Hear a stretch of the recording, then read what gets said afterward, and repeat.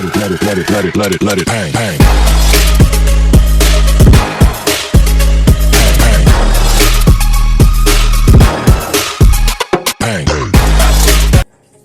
নমস্কার বন্ধুরা, আজকে আমি তোমাদেরকে শেখাবো কচুর লতি করা।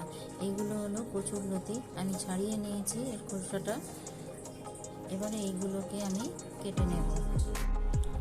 কচুর লতিগুলো আমি কেটে আগেই ধুয়ে নিয়েছিলাম, ধুয়ে নিয়ে তবে এর খোসা ছাড়িয়ে আমি দেখিয়েছি কি খোসাটাকে এরকম কোনো ছুরি বা বঁটি দিয়ে ঘষে এটাকে এরকমভাবে টেনে ছাড়িয়ে দিতে হয় খোসাটাকে। তা যা আমি ছাড়িয়ে রেখেছিলাম, এটা টাইম লাগে ছাড়ানোর জন্য। তো আমি এখন অফিস টাইমে রান্নার জন্য দেরি হয়ে যাবে বলে আমি রাত্রিরে এটাকে ছাড়িয়ে রেখেছিলাম। তো কাটাটা এইভাবে কাটতে হবে। এইগুলো ধুয়ে নিয়ে কাটলে সব থেকে ভালো, না হলে কেটে নিয়ে ধুলে কিন্তু এটা কচুগুলো খুব চুলকায়। তবে যদি এই কচু চুলকায় তার জন্য একটু লেবুর রস দিয়ে নিতে হয়। তো আমার এই কচুটা ভালো, সেই কারণে আমি এটা আগে থেকে ধুয়ে নিয়ে তারপরেই আমি এটাকে কেটেছি। খোসা ছাড়িয়ে ধুয়ে নিয়ে তারপরে কেটেছি। এটা রান্না করার জন্য লাগছে আমার কালো জিরে, কাঁচা লঙ্কা, রসুন আর মাস্টার্ড পাউডার, মানে সর্ষের গুঁড়ো। আমি সর্ষের গুঁড়োটাকে একটা বাটির মধ্যে, সর্ষের গুঁড়ো আমি বাটির মধ্যে এটা ভিজিয়ে দিলাম।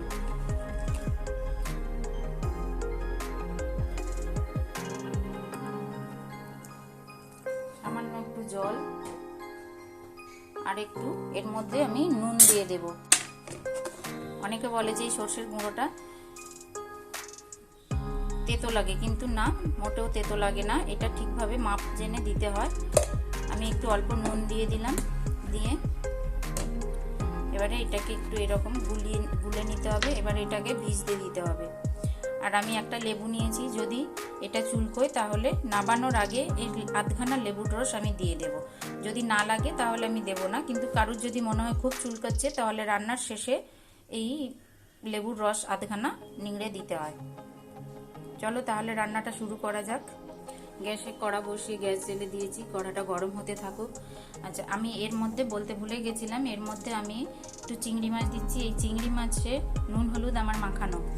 আমি লঙ্কাগুলোকে চিড়ে নিয়েছি, আর যে রসুনটা ছিল সেটা আমি থেতো করে নিয়েছি। এবারে আমি কড়ার মধ্যে তেল দেব। পুরো রান্নাটাই আমার সর্ষের তেলে হবে।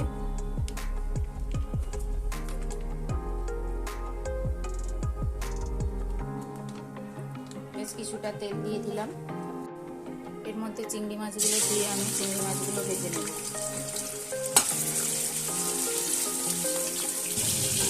চিংড়ি মাছগুলোকে আমি বেশি ভাজবো না, হালকা করে একটু ভেজে নিয়েছি। এবারে আমি এটা উঠিয়ে নেব, কেন বেশি করে ভাজলে এটা একদম ছিবড়ে টাইপের হয়ে যায় চিংড়ি মাছটা।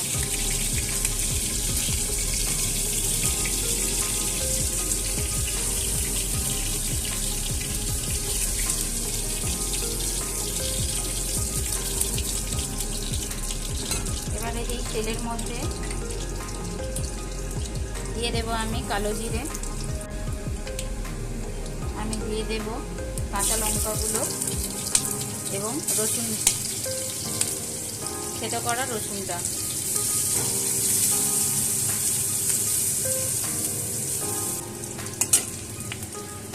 রসুনটা হালকা ব্রাউন কালার হলেই আমি, বেশি কিন্তু রসুনটা ভাজা যাবে না, কেন রসুনটা বেশি ব্রাউন হয়ে গেলেই কিন্তু ওটা তেতো ভাব এসে যায়।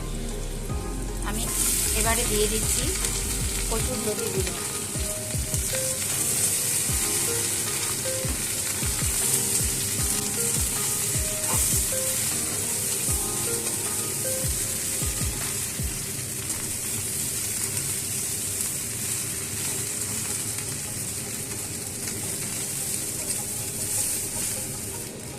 ভালো করে খানিকক্ষণ নাড়াচাড়া করে নেওয়ার পর আমি এতে দিয়ে দেব স্বাদ মতো নুন, দিয়ে দেব আমি সামান্য হলুদ,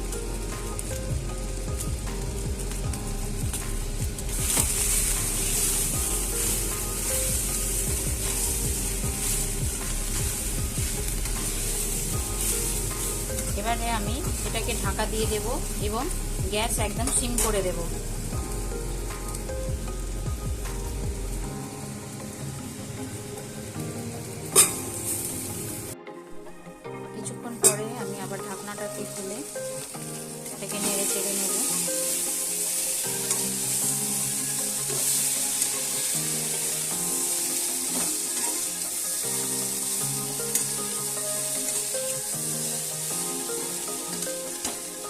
এটা আমি আবার ঢাকা দিয়ে দেব।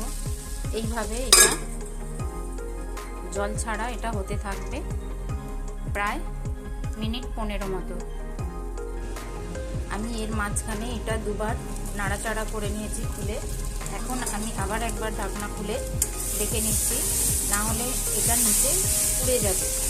সেই জন্য এটাকে বারবার একটু করে ঢাকা দিয়ে একটু করে খুলে এটা নাড়াচাড়া ভালো করে করে নিতে হবে। এটা প্রায় হয়ে এসছে। এবারে এর মধ্যে আমি দিয়ে দেব সেই ভেজে রাখা চিংড়ি মাছগুলো, আর এর মধ্যে দিয়ে দেব আমি ভিজিয়ে রাখা সেই সর্ষের বাটাটা।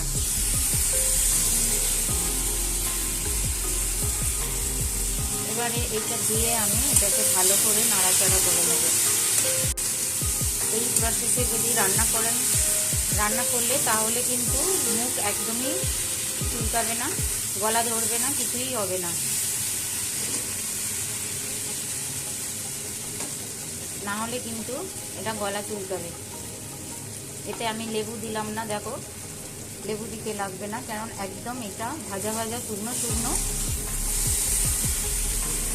হবে, একদম ভাজা ভাজা শুকনো শুকনো হবে।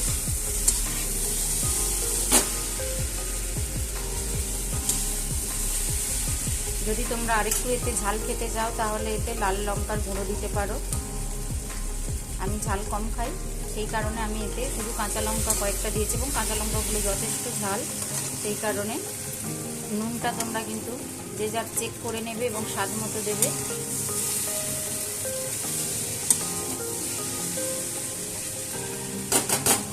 ব্যাস, আমার কচুরলতি রেডি হয়ে গেছে। আমি এবারে গ্যাস বন্ধ করে এটা নামিয়ে নিচ্ছি। দেখো আমার কচুরলতি রেডি। বন্ধুরা, কেমন হলো কমেন্ট বক্সে জানাবে, এবং শেয়ার, লাইক এবং সাবস্ক্রাইব করতে ভুলবে না। ওকে, টাটা, বাই বাই।